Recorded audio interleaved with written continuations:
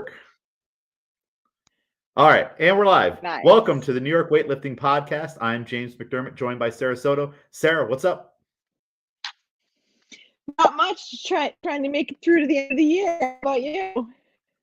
The same. Not only is the end of every month extremely busy, but the end of the year is crazy. There's so many little things to do, and it definitely feels like there's a definitive timer countdown till midnight, December 31st, where you want to get everything done. So yeah, I'm scrambling too. Yeah. What a busy year. It is. December's always best. Yeah, especially bad though, for sure. I mean, coming out of like Thanksgiving, and then it's like this year I went back to work for 2 days, and then immediately had to take 4 days off to go to Arizona for AO finals, and then came right back into just like insanity. So yeah, it's always tough. But, yeah. It's busy. Yeah. Well, we have a lot to talk about, and I got two things not on the agenda. First update, since we have talked about it on the show, I didn't pass the level 4 exam for CrossFit. No, I didn't. But you did. I didn't. You didn't. No, what? I didn't. What? So, but I'm still in the hunt. Feedback? I should get some feedback in a separate email. I just got the results so far. So, but hey, sometimes you bomb out, and it's okay. You got to get back on it. You got to keep coaching. You got to keep lifting, and I'll show up at the next one. I'm still in the hunt, still motivated to keep getting better. You didn't bomb out. I'm sure you did not bomb out. I'm sure it was not that. Yeah, yeah. That's just an analogy. Just my analogy.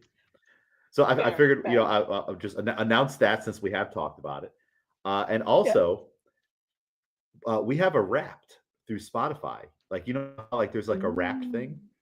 Yes. They did one for the podcast.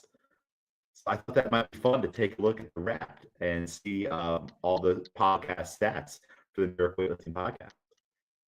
Yeah. Why not? My okay. So let me share my screen here.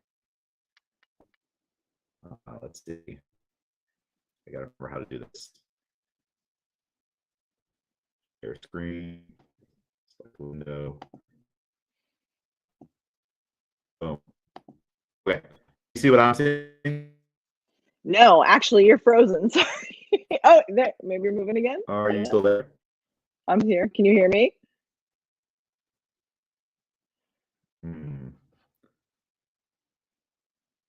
Now I see you moving, or you were a second ago, and then you froze again. Can you hear me? I can hear you.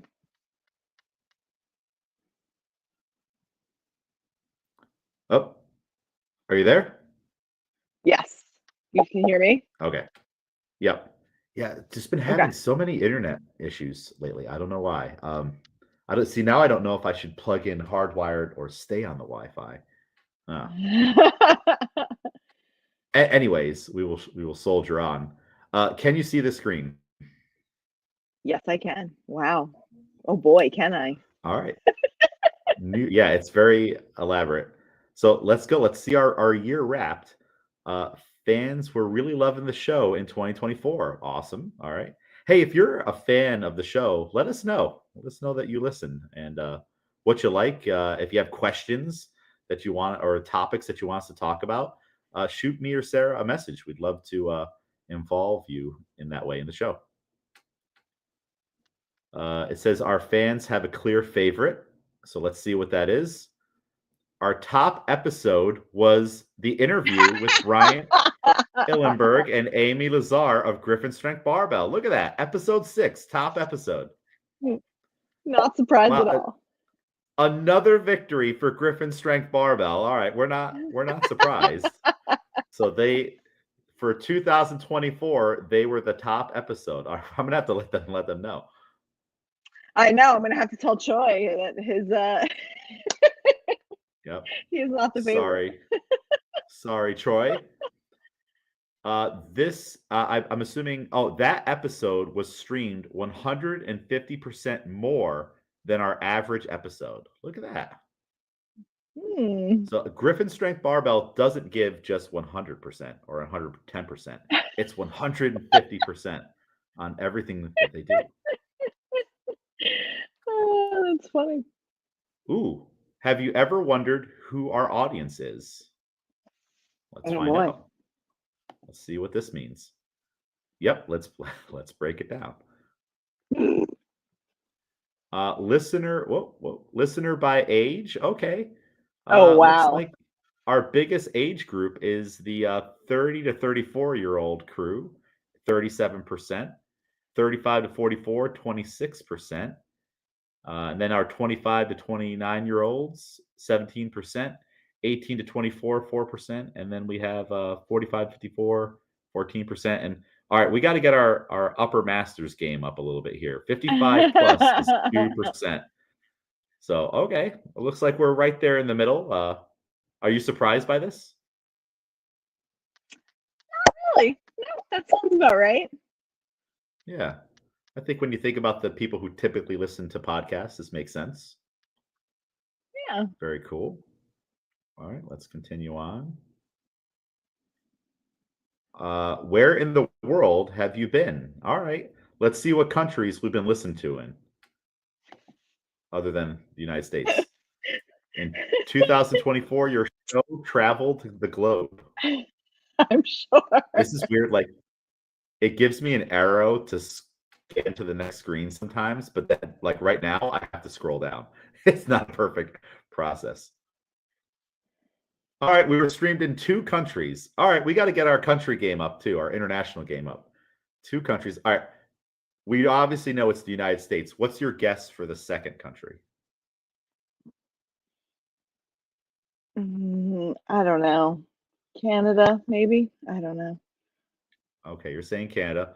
I'll say the UK. Let's say the UK. Okay. That's just a guess.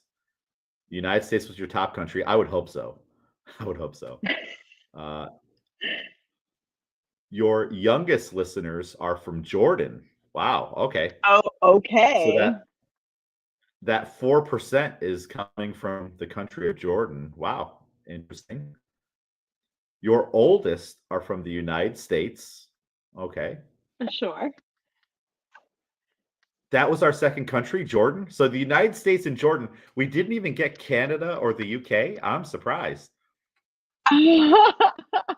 Wow. Who do we know in Jordan? Yeah.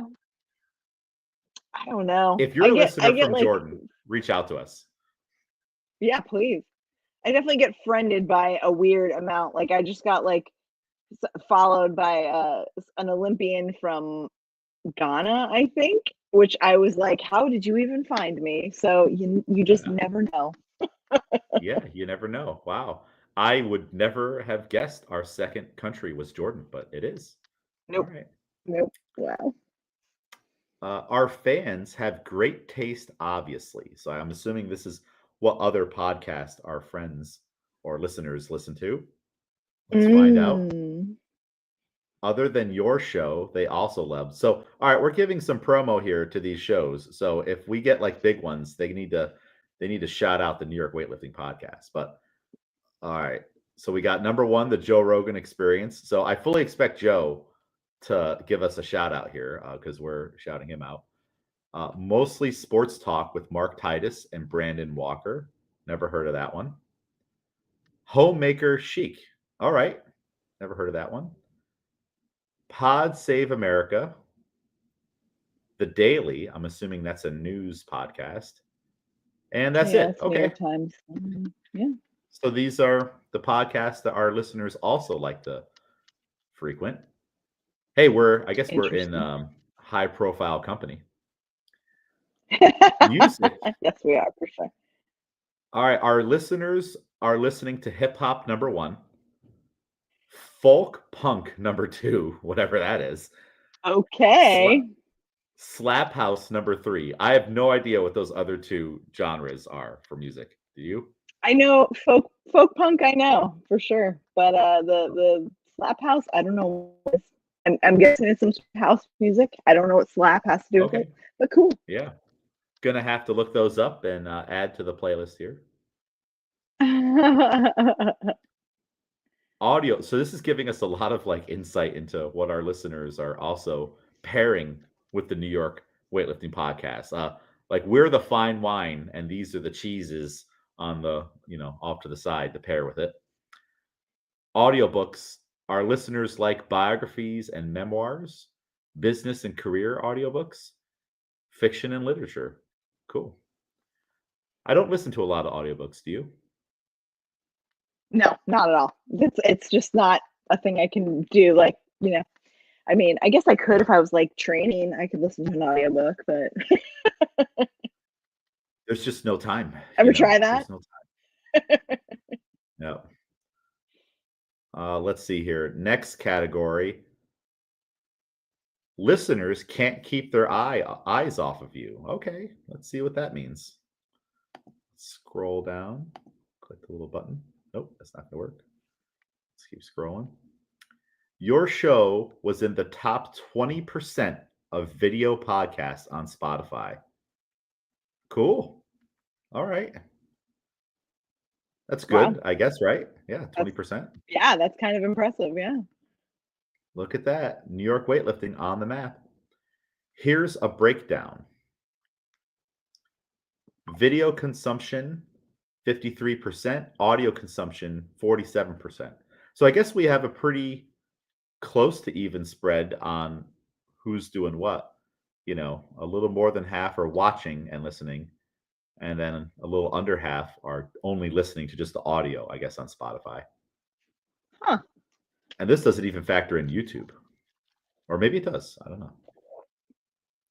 Oh, interesting. Yeah. Probably not. Shout out to your biggest fans for keeping you at the top of your game. You're a top 10. Wow, this is trippy.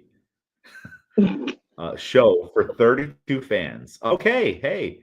So for 32 of our listeners, we're in the top 10 for the rotation. Very cool. And you know what, Sarah? We've only had, I think this is episode 17. We haven't had that many episodes, really. If you think about other podcasters who are putting them out a lot more often. You're a top 5 for 28 fans of the show. Okay. Very cool. Loyal fans. You're the number 1 show for 7 fans. All right. Those 7 fans, thank you. Thank you. Those are our hardcore every episode coming out. They're checking it out. What kind of creator are you? I don't know. You tell me, Spotify. We have a little graph here. We are a conversationalist. Okay. I would say so. Yeah. I was unaware of the categories. Yeah, I wasn't either. I guess it was doing some analytics. And look, we have a little green gemstone that represents us somehow. But we are conversationalists. And we were just talking about this. We're aiming for an hour, but we know what happens with the time vortex of podcasts once we get talking. Your fans have entered the conversation. Your podcast rating was a 5. Look at that. Hey. Wow. Thank you. Thank you. Yeah. Thank you, everybody who rated us a 5. And if you have not done so yet, we would appreciate you rating us a 5 if you enjoyed the show. If we earned it, we got to earn it. I feel like an Uber driver. Yeah, Uber driver. Only give us 3 white lights if we truly deserved it. There wasn't a wobble at the elbow. Nothing crazy happened. New York weightlifting. Thank you for giving people something to talk about. Thank you, Spotify, for giving us a platform. But it's not over. Keep the conversation going with your fans. Learn how to grow your show in 2025. So, all right, cool. Well, that was fun. Yeah. We learned all about our analytics and stuff, and it's cool to know that there's people listening in Jordan. That is wild. Yes. So that was a last minute addition, Sarah, to the agenda because it literally just popped in my email, and I'm like, well, how can we not talk about our Wrapped? So let's dive into the American Open Finals. You were there. We had members of the WSO kick serious butt at that, and we'll talk about that as well. But tell us about your experience. So I was the competition secretary along with Jody Stumbo, and we had a lovely young man named Jonathan Chu who was shadowing us, and it was a very nice event. It was very mellow. Well, let me rephrase that. For the people on the outside, I would say it was super mellow.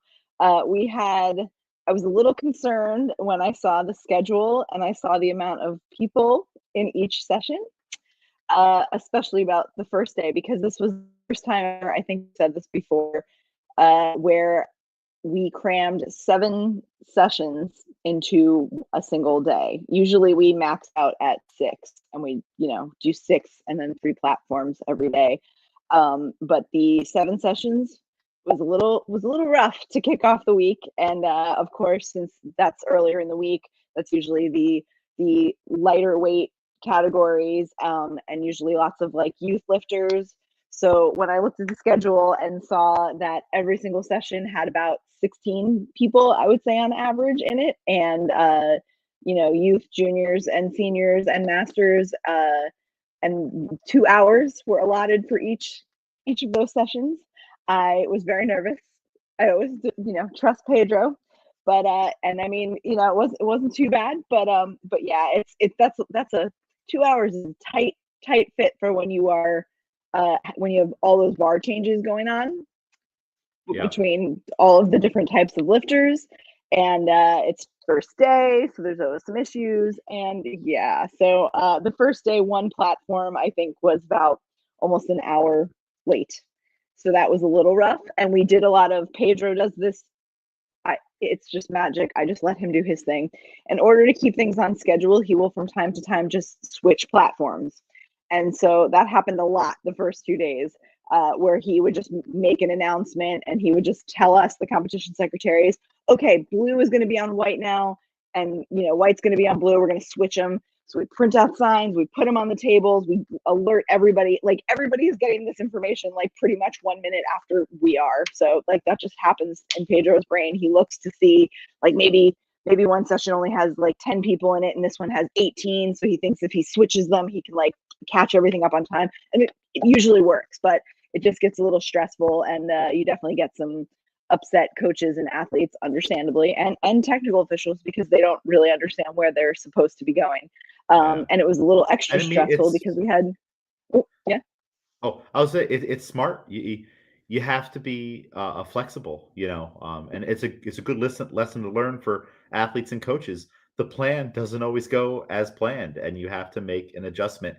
So being able to realize something needs to change, and then actually taking action and making the change are important qualities for everybody to have. And that's why Pedro is such a good leader at these meets. That's why he gets paid the big bucks, So if he didn't do that, it would, of course your feathers are going to get ruffled when you have to pick up all your gear and go down to the other platform. But would you rather that or start an hour late?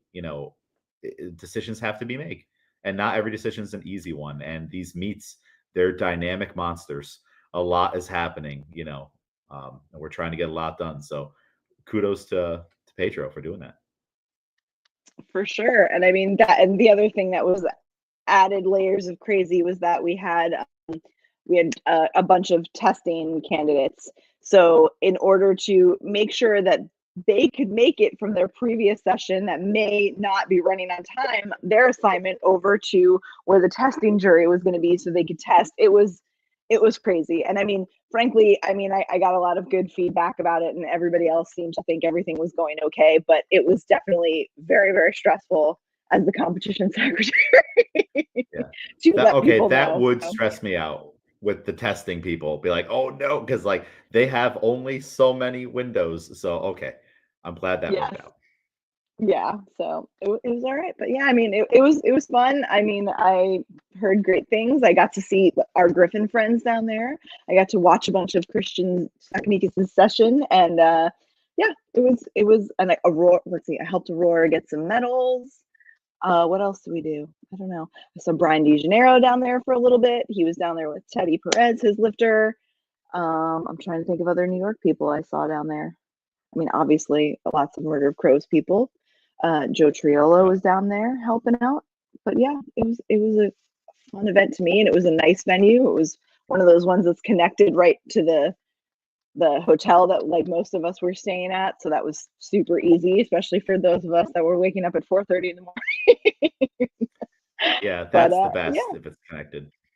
yeah, and I mean, it wasn't far. It was funny because I was thinking a lot about us and our little search on the map, like we always do, and it was there actually was stuff that was not very far away. There was like their downtown was like a maybe like 8-minute walk from that hotel. Like nothing was immediately in the Okay. vicinity, so that was a little bit of a bummer, but it wasn't hard to get to at all, you know, to like a whole strip of restaurants and stores and things like that. So it wasn't bad, I have to say. I didn't get to see daylight very much, but for a weightlifter, 8 minutes is acceptable. 10 minutes, now we're starting to push it a little bit, you know, but we can 6 to 8 minutes, we can make that work. We can make that work. Yeah. Continue on with the athletes from the New York WSO. We did have an American Open Finals champion among the mix, Mark Marquez from Griffin Strength Barbell. Congratulations! I got his lifts right here. Congratulations! A gold medal in snatch, clean and jerk in total, 127 snatch, 161 clean and jerk, and 288 total. Lifting in the men's 73 kilo class. So we've this year had, if we're talking about like the biggest meets, we have in the New York WSO a national champion and an American Open champion. That's pretty awesome. So yeah, pat on the back to the entirety of New York. You know, it takes a community, and shout out to Murder Crows and Griffin Strength Barbell for producing those champions. That's a great thing to see. And I think I didn't actually look at the results, but I also saw our intrepid friends there, and it was really nice too, especially to see Allie and Ryan and Morgan, who has recently moved to Texas, was there, so that was cool. But I'm pretty sure Ryan won a military award as well. I don't know which one. Let's see here. I've got Ryan down for a gold medal with a 125 kilo snatch, 2 silver medals. Dang! Lifting in the men's 40 109 plus class for masters. Nice. So he did medal. The military, I might have missed the military, or I did list Teddy Perez as 3rd overall for the military masters with a 348.105 Sinclair score. For those bulk, or like not bulk awards, but overall awards, I typically just list the top 3 for that. Yeah, first and second, third. But yeah, everybody did great. The results are on the New York WSO website. Actually, no, they got to be on. I got to put them on the New York WSO. They will be soon, but they are on our Instagram, and there will be a link in the January newsletter as well. Because we had a lot of people getting medals. We have a lot of Amanda Can got 2 gold medals in the women's 40 masters class, 74 kilo snatch, and 161 total. You know, I don't know if any of these are PRs, any of these lifts that I'm listing off. Amanda did really well, so I do think they were. So yes, yeah, it was awesome to see Lupo Barbell down there too, of course. Yes. Yep. Brian Zhao got a gold medal with a 112 snatch in the Masters 35. Amazing. Let's see here. Timothy Luistro got some medals, and I believe Timothy went to all the American. As I'm not sure about everyone else, but I know for a fact that Timothy from New York Weightlifting Academy went to all the American Open Series meets, 1, 2, and final. I believe it, because he is always there. I saw him lots. We walked past every day. It was like, hey, how you doing? But he's also always taking photos. So why not? Yep. Why not lift while you're there? and I don't know if we've mentioned it yet. You correct me if I'm wrong, but he is the gold medalist and the champion from the Arnold, the North American Open Series 1. This has been a process all year because the person who was awarded the medal failed a drug test. And then that means the results have to be changed. And I'm on a campaign to get Timothy his medals. That's a mission of mine. We are working on it with USA Weightlifting, but it should be noted somewhere. I don't know if we've talked about it in the past, that Timothy did earn 3 gold medals at the Arnold, which it's a huge thing because I remember when being Arnold champion was like, it was one of the big 3, and it kind of seems a little bit different now. In my heart, it's still one of the big 3, Arnold, nationals, and then AO finals. So that's a big accomplishment for him too. Yes, agreed. Congratulations. I don't know if we have talked about that on here, but you and I certainly have for sure. So yeah. So yeah, cool. Everyone did a great job. The results are out there, and now everyone I think is gearing up for another year of competition. Doesn't seem like it just ended, and now you have to think about the next one that you're doing. It never ends. Never ends. Weightlifting is a roller coaster, and we are going to go through some topsy-turvy turns here in the new year because we have new bodyweight categories, Sarah. And we do.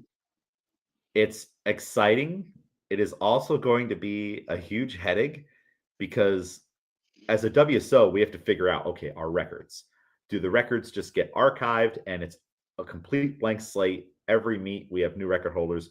If the men's 89, weight class is now an 88, do we just make that 89 record the 88 record? You automatically have the new record. Like, I just redid the records, Sarah, this year. So we have to figure that out. And then, of course, half the year will be spent with the current weight classes. And then the following half will be with the new weight classes. At the very least, I can say the New York State Championships will be using the new weight classes because we'll already be in line with USAW on the second half of the year because nationals is when that'll take place, right?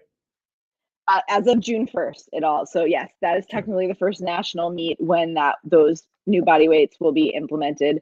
And just a little piece of advice here: if you have not, if you have a meet that you are going to sanction this year and you are going to do it soon and have not done it yet, I would advise, if you can, waiting until like February 1st, because USA Weightlifting is in the process right now of trying to figure out in Sport 80 bars, whatever you call it, they're going to have to go and re-sanction all of the meets that have been put in for after June, or I think they're even doing it like it will start at February 1st, that you do have that option to use the new body weight categories if you would like, but to have all of those options in there for all of your entries. So yeah, I mean, if you can wait, I would recommend it. I know that's not always the case, and you do what you can. Like, I don't know if you guys already have states sanctioned for 2025, but just worth waiting if you can, but not a huge deal otherwise, because I don't know how much we as meet directors will have to go in and adjust things, if like what your entries are, like if they're letting you keep things. I don't know yet. They don't know yet, to be honest. So yeah, we typically sanction the state championships for the upcoming year right about now, but this has kind of been a little bit of a thing. We could sanction it and just to have it on the calendar and put the entry form out there and just have it a note in the entry form that, hey, these are the bodyweight classes we'll be contesting. And the thing is, we'll have to go back later to update the youth categories because we don't know what those are yet, which not a big deal. I would like to get it on the calendar sooner than later. So that's just like checked off and it can just be edited. But this is a challenge. This will be a challenge going forward. But you know what? We're weightlifters. We're used to challenges. Every day is a challenge. Yeah. Some days after a hard session, getting out of bed is a challenge. It's true. It's true. Are you excited for the weight classes in regards to what you personally will be doing? Did this work out in your favor? No, absolutely not. I mean, I am when I came, I mean, the weight classes kind of went back to like pre 2018 weight classes, so it's like weird, but then also like I started off as a 76 kilo lifter or whatever it was, 75 back then. I can't even remember anymore. But so I was kind of a 76, and then now I'm an 81. But sometimes I weigh a little heavy, or sometimes it makes more sense, for placement reasons to, weigh in heavy at meets since I'm a master and I can do that at national events.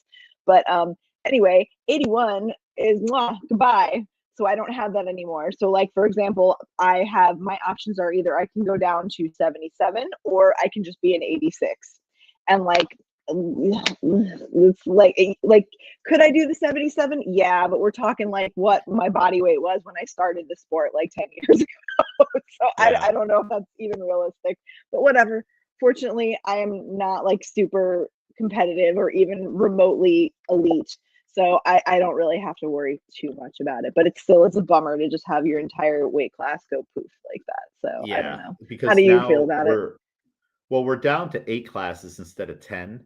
And, I used the example before, the 89 kilo men's category, it just went down to 88. You're probably still okay, or you don't have a lot of work to do if you want to stay there and you don't want to have to go up to 98, which is a lot bigger people potentially. Yes. But for me, Yes. I'm typically like I wish they brought back the 85 kilo class because I was always like right around 84, like right around there, 83, 84, which means I can go down to 81 very easily, or just decide to be fluffy and be in the 89 and I'm just with bigger guys by 4 to 5 kilos. But now, you know, I gotta either stay 88 or go down to 79, and that's a little more work, and it also puts I could easily be in the 81 and not be a problem, but now 79, like, oh, I got to be looking at the scale and worried now for weigh-ins. Yeah. That whole thing again. So I'm getting too Yeah. old for that stress. So yeah, Yeah, I I know actually people got are some. happy and other people aren't. Yes, yes. But I got some questions from people about asking why this happened. Oh yeah, And I mean, the best I can offer at this time is just that I mean, we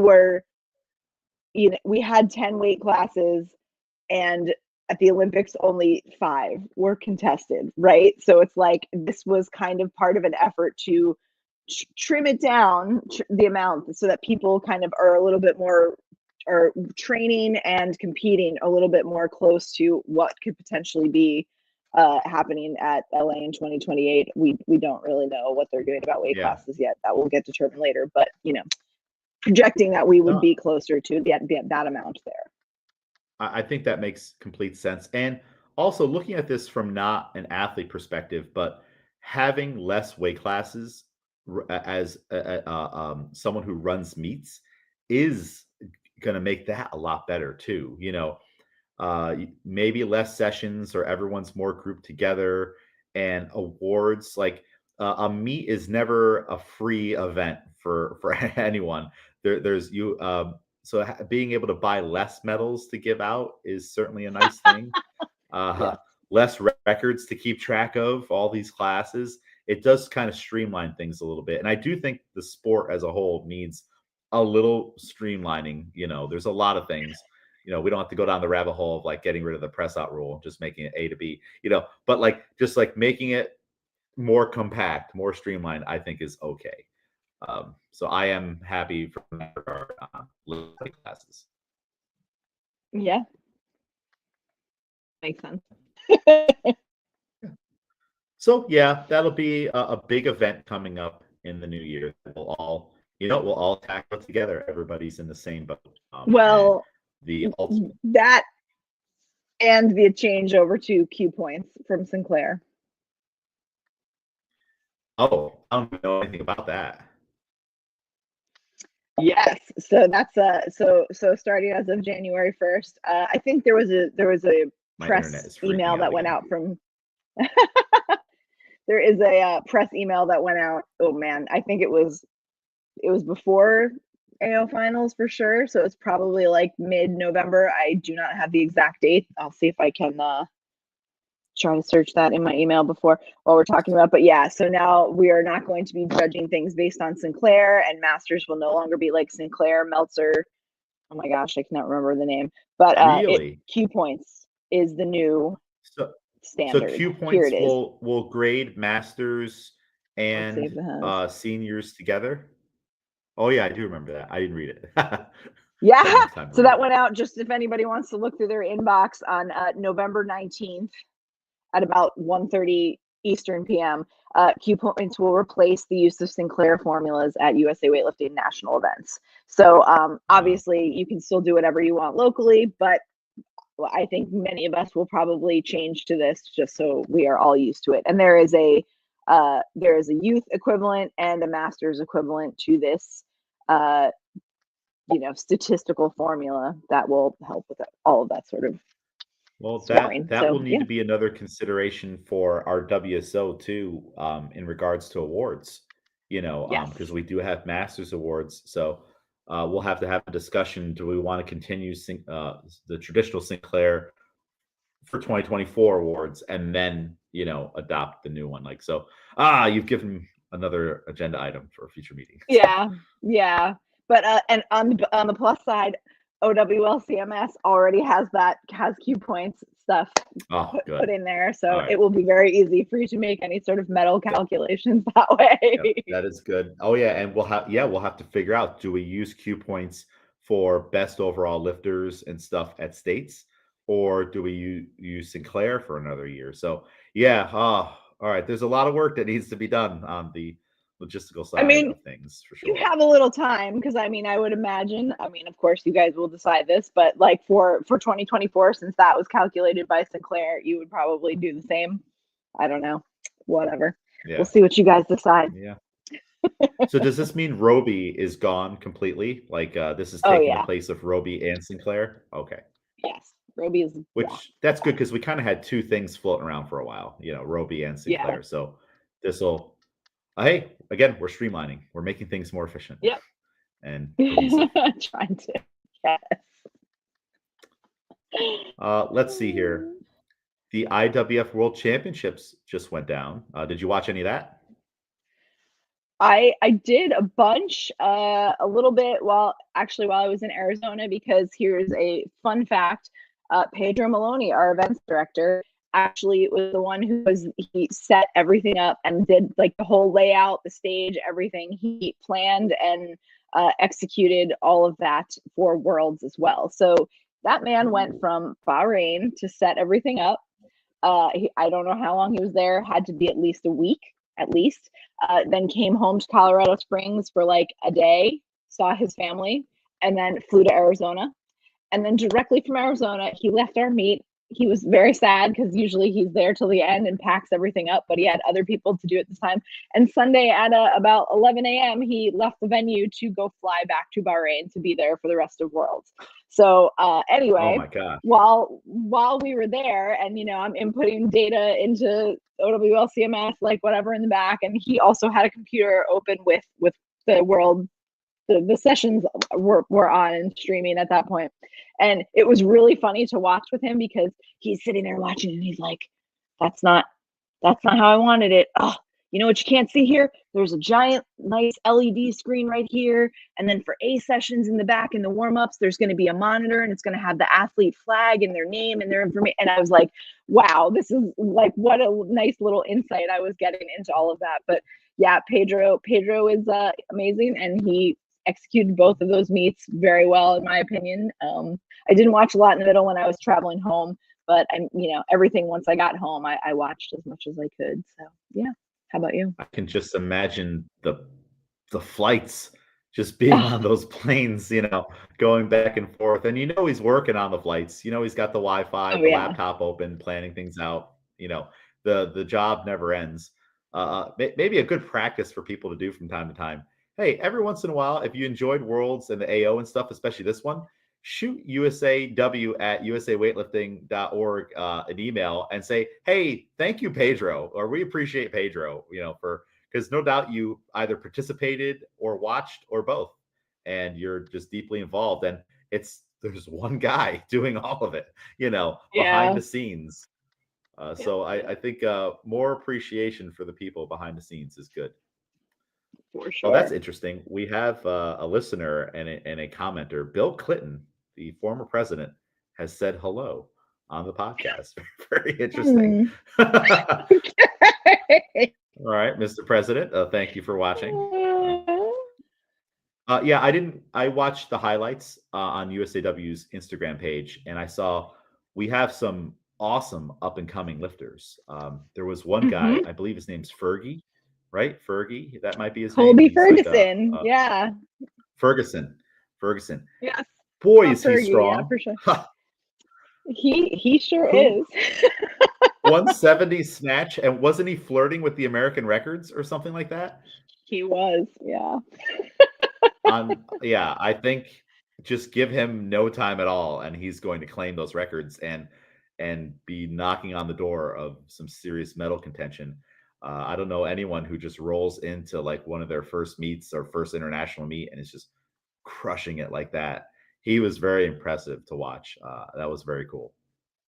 Hmm. And I saw Yeah, other for sure. people. I believe Cecily Kyle was there, right? I believe I Cecily saw a Kyle, yeah. video of her lifting, Hmm. and that was one of the highlights of the year at the national championships when her finger dislocated on a jerk or on a clean, and then she fixed it and then did the jerk to win the nationals. That's got to be lift of the year, Yeah. right? Lift of the year. I mean, sure. Gold medal winning, and bronze Olympic lifts but sure, that was certainly the most viral moment Yes, in yeah, most weightlifting. viral moment. Like that made it onto, I think, like what was it, like Stephen Colbert talked about it, like on late Oh, night really? that night. Yeah, he like featured it and showed it, and it was ridiculous. So that definitely counts for something. He should have her on. Like, don't just show the video. Get Cecily on the Colbert show and talk about weightlifting. That'd be great for USA Weightlifting. That would be great for USAW weightlifting. Yeah. Or we got to get some of these people on the New York weightlifting podcast. Like maybe like we can be a stepping point to primetime national. Yes, definitely. So yeah, that was the extent of my worlds. I didn't know that about Pedro. That is incredibly impressive. Like normally I just have to worry about one event at a time, and that's enough. But a world championships and the American Open finals, that's a busy couple weeks. I hope Pedro at least gets Sure. a couple days off to recover. I hope so too. Yeah. And he does it, and he's like the most chill person too. So it's amazing. Yeah.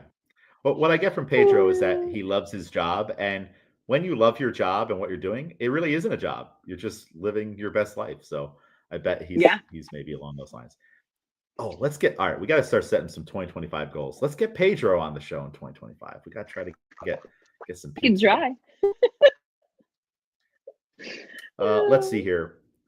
We have some changes coming up in weigh-in procedures for USA Weightlifting. So do you want to talk about that a little bit? Because and I'm happy about this too. So let's talk about streamlining, less weight classes and less medals and stuff. This is another thing that I think will be beneficial. Sure. I just found this out because actually Albert and I were talking about, my meet coming up in January, a New York City regional, and I'm always at a loss or not, I always have a struggle, I should say, with getting men to help with weigh-ins. Women too, actually, honestly, because usually it's just I don't think of it because I do all of the women's weigh-ins. Usually that's just how that goes on the women's day. On our men's day, it's a little bit more of a struggle because I cannot jump in and do that. But so as it turns out that you no longer need to have you used to have a background screening in addition to your WSO ref certification at the least and your safe sport. You no longer need the background screening to be able to do weigh-ins because we're not in there with naked people anymore.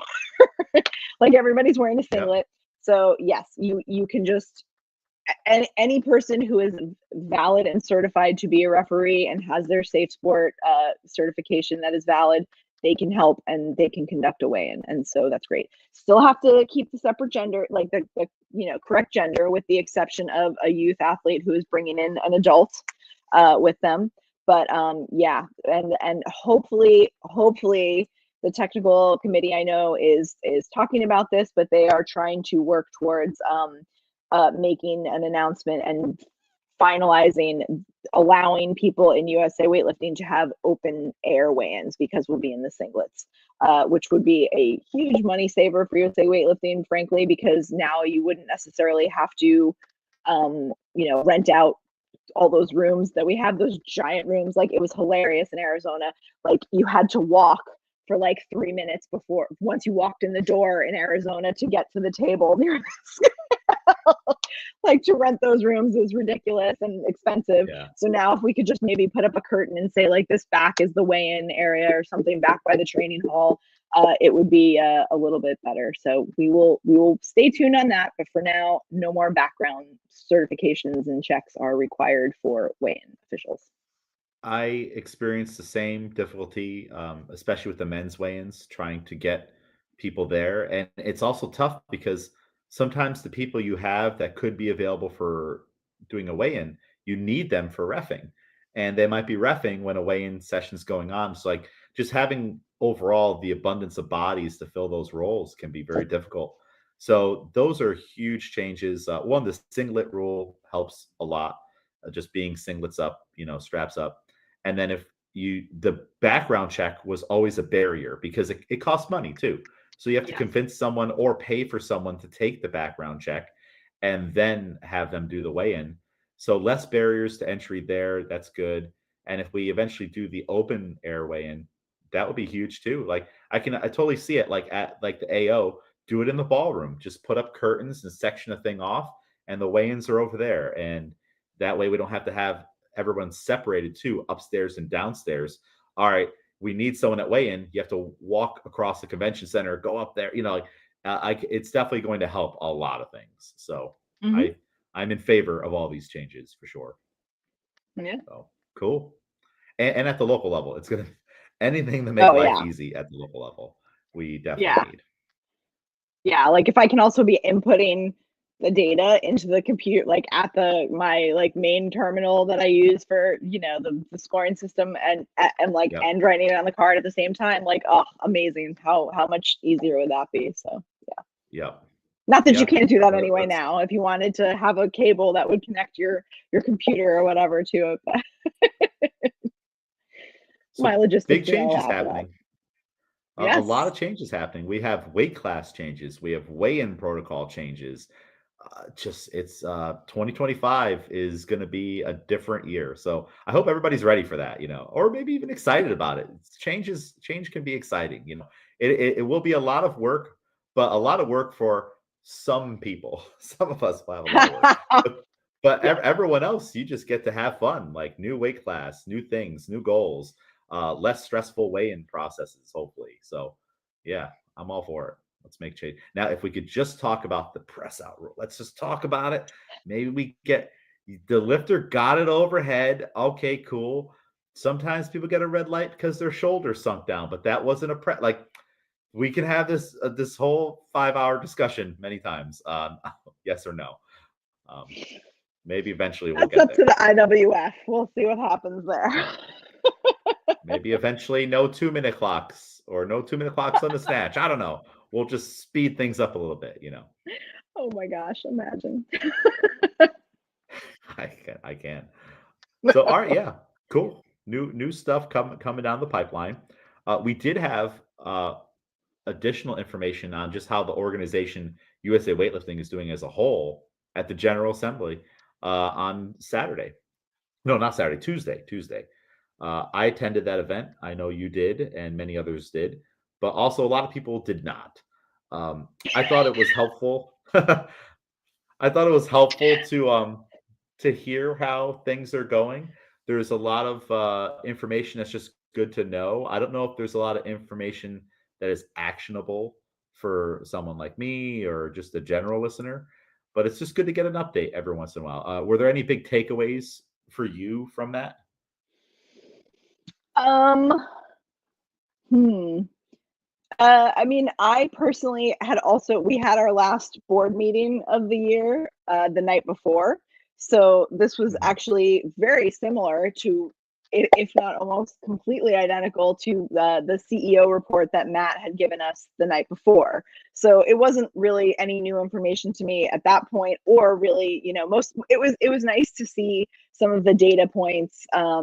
Just like to see how people have been rating the national events, to see that the price has actually not really increased very much at national events, even though people like to say it is. Like, he had a graph and showed that, since, I think, what did it say, 2022, it hasn't gone up. And before that, I think it was only like $20 more or something like that. I cannot remember exactly. It's been recorded, so hopefully that's posted soon if you're interested in seeing that.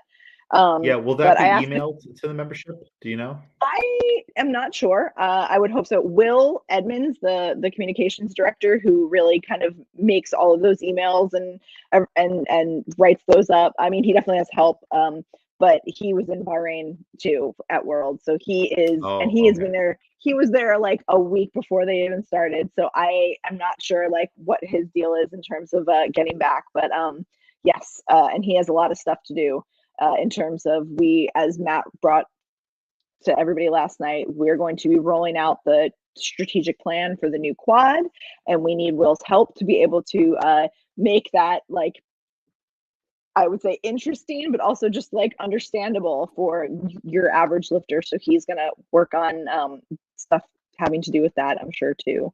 But I hope they email that out. But and it was interesting. I talked to a couple of other people afterwards to see what they heard, because again, to me, some of this information is not really new or super fresh, or probably to you either. But to your average person, I heard that some were interested in hearing about how much how important it is to the USOPC, what it means to them when they see USA weightlifting doing well, and getting medals. So and what that could potentially mean for us in terms of some increased revenue next year, or for the next quad, I should say. Yeah, so that's super important. I was happy to hear that the U.S. Olympic Committee is happy with what USAW is doing.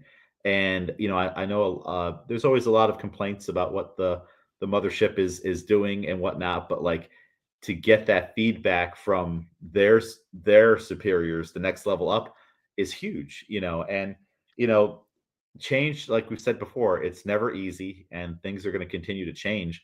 But we want USAW to be successful.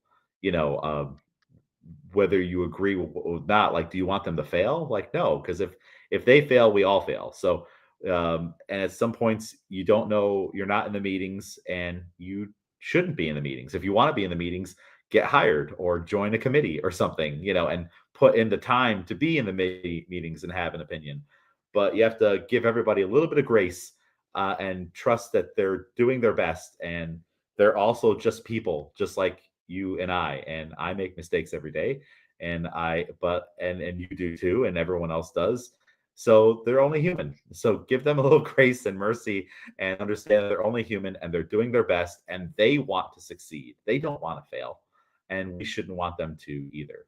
Like, we're all on the same ship. So even though if we're out in the ocean and I disagree with the guy who is, or paddling or steering the ship, if he fails, I sink too. So it's I think that's kind of the mindset we have to have with it. I don't know, does that make sense? Yes, totally agree. But I don't know. Did you learn anything Jenny had a great interesting? Speech. Oh, there you go. Perfect. Yes. Jenny giving her last speech as a board chair before she turns out, and June 1st. Well, I should say, we'll have more. We'll have a new chair as of next year, and a couple new board members. So should be interesting. Yeah. Plenty of elections going on next year. We love elections in weightlifting. But yeah, it was great to hear her speak one more time. I don't know if it was mentioned during the assembly meeting, but one of our New York WSO longtime members and USAW staff, JP Nicoletta, was recently promoted to Chief Operating Officer, right? COO. Did I get that right? You got it. Yep. So congrats to JP. Look at that, New York rising up the ranks. doing big stuff. So we Yeah, love to see it. I just saw JP this past weekend at the Nick Curry Memorial, and that was a great meet. You know, Chris did a great job, a lot of great lifting. Joe Rod and I carpooled down, and we refed a couple sessions. We got to see Jerry, Frankie, everybody, and uh, uh, uh, Joanne Dressler, the sister of Nick, gave a nice speech, you know, about her brother, oh, and very nice. Richard Siebert, Dr. Siebert, he gave a nice little speech too about um, oh crap, how am I blanking on this? Tom Tedesco, yeah, who recently passed away too. So we had some nice speeches. It was a nice little New York gathering, seeing all the faces, Jeff Scott, everybody before the end of the year. So that was fun. And then me, Jerry, and Joe got to ref a couple sessions together. So that was a lot of fun too. That's cool. So great to see the New York crew. Great to see JP. Congratulations, JP, on the promotion. Yes, well deserved. Any other thoughts on the General Assembly? No, I mean, you know, I think Matt did a good job also of, you know, people could submit questions ahead of time. And I know lots of people submitted questions. Like I know people that filled out every possible, I think there were like 5 slots or something like that. And, you know, in the form, and I know people that sent more, you know, so I think Matt did the best possible thing he could because let's be honest, it's a General Assembly. They had an hour. Jenny spoke. Matt gave the CEO report to everybody. And there was like, what, 10, 15 minutes to be able to answer your questions, maybe a little more. But he chose the questions because, like he said, thematically, there were lots of similar questions. So he dove into those the most that he could. So you know, like body weight category questions, and he just let everybody know that they have taken all of these suggestions and they're still trying to figure it out. So the suggestions were welcome. What else were some of those repeat things? I don't know. Well, it's good that they I put mean, it into the buckets. Like you can't yes. expect him to go line by line. All right, Sarasota has a question on this. And then 5 questions later, James McDermott has a similar question on the same topic. Just put all those together and acknowledge the topic was put in that one bucket. So I think you have to be realistic with it. You know, your specific question won't probably be answered in the way you want, but also you have all year to email USAW your specific question. And if you want to answer it in that way, that's how you can do that. But during the General Assembly, that's not going to work. It's not realistic. Plus, all of us in attending, I don't want to be there for a 3-hour meeting listening to every question line by line. That's not realistic either. And then no one would attend, and you wouldn't watch the video either if they did that and then put it out on YouTube or something. Like, so let's just be real with it. So I think the way they did it was fine. I wonder if sometimes people get angry because they have like gotcha questions that they want to put them on the hot seat publicly, and it's like that's not going to happen. Like that would be ridiculous for them to feed into that. That's not why we're there. Yeah. Exactly. But does that segue into our oh yeah, we have some New York WSO questions. Real quick, New York WSO updates. Just a reminder, January 1st, the newsletter that goes out will have the scholarship stuff. It'll have info on awards, all that stuff. I'm going to try to get state rankings, although the state rankings is always tricky because bars updates somehow, even though all the meet results have been submitted, sometimes in mid-January it'll change who the top ranked person was. Like I don't understand it. It doesn't make sense. But I will try to get that done, and there'll be a lot of good stuff in the January newsletter. So keep your eyes open. Ooh, all of that. Yeah, that's exciting. Cool. But yeah, that does take us to our Q&A from you put up on Instagram, you know, asking people if they had any questions, and we had some come in. So let's talk about them. We did. First of all, I would like to thank Michelle Woogan because she for the most part of the the period of me putting that question out there, she said she gave us a very like fun, friendly question, which we will get to, I think, last maybe.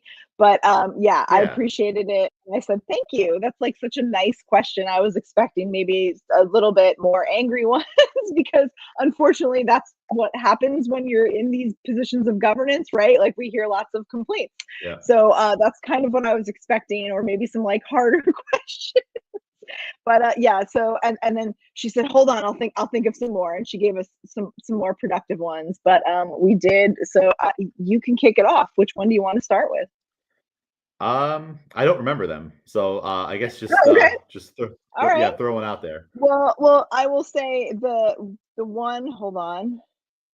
That I got that was kind of the most specific, and that was from Katie over in Brooklyn Training Hall, and she asked what's happening with Masters International meets, and so I think we're going to touch on that. I mean, just from a general perspective, Matt did touch on that in the General Assembly. So if you want a little bit more information, then I'm going to give, like, you can go back and look at that, but there, with UMW, we have our partnership with them, and we're working on we are working on making an international pathway happen.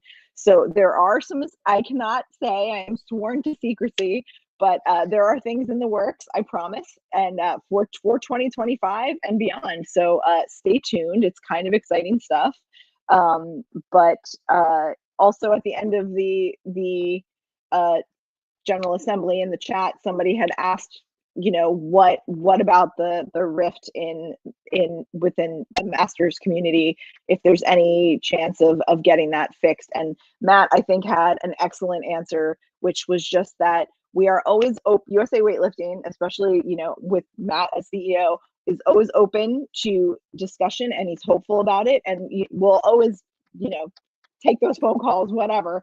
But in the meantime, we are pressing forward and trying to offer as many awesome Masters opportunities, to keep everybody engaged and lifting and excited as we possibly can, and we will continue to work on that. Yeah. And I know it can be confusing because you have USA Weightlifting Masters initiatives, and then you have an organization called USA Masters Weightlifting. It's all weightlifting, it's all USA, it's all Masters. But it's just important to realize that we are now two separate organizations with a lot of cross pollination. We have friends that are, and teammates and fellow coaches and board members that are involved in both, but they're two separate memberships, two separate bylaws, two separate everythings at this point. So because of that, since this will be last year when the switch happened midway through the year, we as a WSO counted up to a certain point. I believe it was the Masters Pan Ams records and points for awards for outstanding athlete or coach of the year even were all factored in. This year, since this has been a full calendar year of being two separate organizations, none of that stuff will count for the New York WSO. So you've some people have submitted lifts from the other organization for records, and I've just informed them, hey, that's a separate thing now. It's no different than if you went to USA Powerlifting and set a record there. We can't accept that record from another organization, and none of those events, the other count towards points or anything for coach of the year or outstanding athlete, because we're no longer synced with them in any way. And also we don't share any of the lifting or promotion of events or stuff on our social media or website, because we are in promotion and building the grassroots of USA Weightlifting. And I know there is some weightlifting, again, cross pollination, but we've been asked to just focus on USA Weightlifting, and we are the New York WSO under USA Weightlifting. So that's why maybe when you tag the Instagram account for some of your lifting from the Howard Cohen or something else, it doesn't get reposted, because we're only reposting either your training for USA Weightlifting, which is assumed it's USA Weightlifting, or lifts from USA Weightlifting sanctioned events. I think that's fair. It's two separate events. I know it's still snatch and clean jerk, but there has to be a barrier here. There has to be a little bit of a line. I agree. Yeah. So, yeah. And let's see. Okay, so let's see. Michelle also asked. Let's see, which one do we go with first? How else can the general public get involved with and support the WSO? I would say tag us in your lifting, your training lifts, so we can like promote, what you're doing. Come to the state championships, sign up for the state championships, share anything state championships related. Start becoming involved on the event side of things. Everyone should get their local ref cert and help out local meets. I think that's one of probably the biggest thing you could do, because we're all spread out around the state. If there's a meet going on in Buffalo, contact that meet director. Go to the New York WSO website, click events, upcoming events, find a meet, and offer a helping hand. It could even be just showing up to rearrange the room and set up chairs and stuff. Any way you can help a local meet is huge. It's huge. So definitely do that. Agreed. Yeah. If you are a club owner, host a level 1 or level 2. I know they talked about that those are down overall across the board in USA Weightlifting. We need more people to host them and promote getting bodies in there and getting CrossFit athletes and university coaches and people like that to start getting involved in weightlifting and get their level 1. So I think that's an important thing too. I think that answers the question, hopefully. For sure. And then she asked how to get in contact if you have any, input or feedback for the NY WSO. Yeah. On our website, there is a contact button. It might be hidden on the menu there because we have a lot of tabs. And that is a project to revamp the website in 2025. But there is a contact link where you can put right through the website an email, and that'll go directly to me. Or I think my email is pretty well out there for all the newsletters and other stuff for the meets and everything. So email me or email your local WSO rep. Each region has a representative, and then we also have 3 athlete reps. You can contact us either through the About section on the New York WSO website, where you can click our name and that'll open up an email dialogue, or on Instagram, search us out, our names through Instagram. And also the regions themselves all have an Instagram page. So WNY Weightlifting is for Western New York, and Erica takes care of that. Adirondack Weightlifting, CNY Weightlifting. So you can find them all on Instagram too. So those would be the top 3 places. The contact form, just as a whole, will get you to me on the WSO website. The emails and Instagram pages for all the representatives are on the website on the About Us page. And then just stalk us through Instagram and social media and send a message, and we will help you the best we can. Or if you see us at an event, say hi.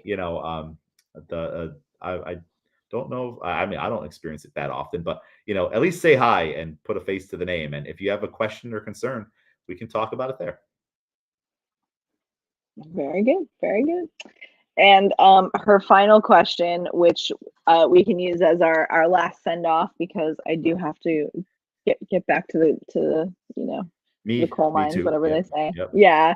But so she asked, what is your favorite meet, your favorite memory from states? Favorite memory from states? It's 100% Jerry Dunn's induction to the Hall of Fame. That was that was awesome. He deserves it so much. That's one of my favorite moments from the WSO for the entire year. He had no idea it was coming. We had it be a big secret just so we could surprise him. And now he's in 3 Hall of Fames. Like, how many people can say they're in like 3 Hall of Fames for 3 separate organizations? But that just lets you know the type of person that Jerry Dunn is. An awesome mentor and leader and person in our community and many other communities. So that was definitely it. And there's so many others, so many lifts, so many interactions, but that one I think I got to give number 1. How about you? I mean, the easy answer is, and I wasn't there for it, unfortunately, but your lifting was very exciting. But I mean, just Hey, generally, I remember it was funny because when I signed up to work and volunteer at the meet, it was like late when I realized I could because of like meeting dates shifting around and stuff like that. So the only thing left were weigh-ins, and which, to be honest, like suits me just fine because I am always really happy to just be back there and see everybody. I mean, I honestly cannot tell you how happy it makes me. Like, this sounds really stupid, and this is not lip service. Like, when I'm there doing a weigh-in and I see all these names on the list, and it's all these people that I know, and it's all people I'm getting to know, like, it makes me really, really happy to see you all, to meet you all, and yeah, it's great. I also hope that I can be like a good note to start your lifting day. So yeah, corny. cool. Yeah. Yeah. No. I mean, that's why we do it. We want to help people, and then it's really Yeah. fun seeing the same people. And it's if I were to do a second thing, it's just seeing the progress of everybody from year to year and meet to meet because you start to remember. Like, look at the Griffin kids.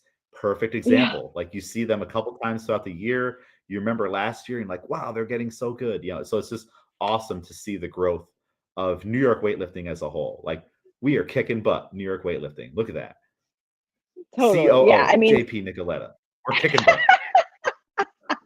but yeah, I mean, even just to see like the people that and like on the adult end of things where it's maybe their first meet and they're nervous and they're excited, whatever, and then it's like, and then the next time when we come back, they're refereeing. It's like, that's awesome. Like, oh my gosh, Yep. like the way that makes me feel, I cannot even describe.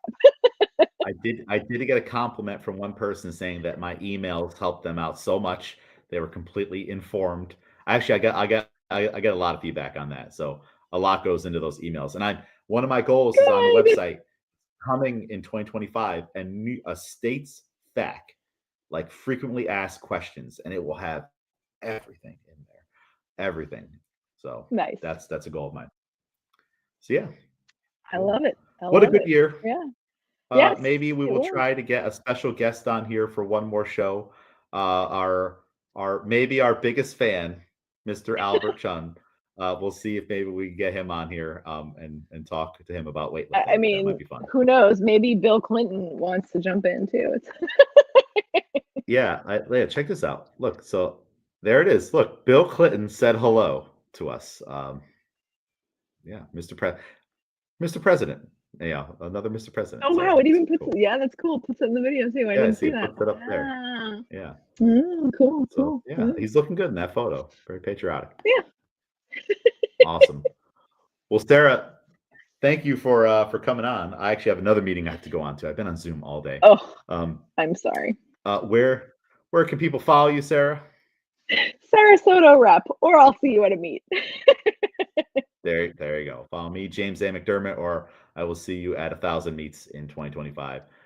Sarah, have a Merry Christmas and a good holiday coming up. And to all the You listeners, Merry too. Christmas and have a good holiday. Yes. All Happy right. holidays, everyone. Yeah. Thank you for listening.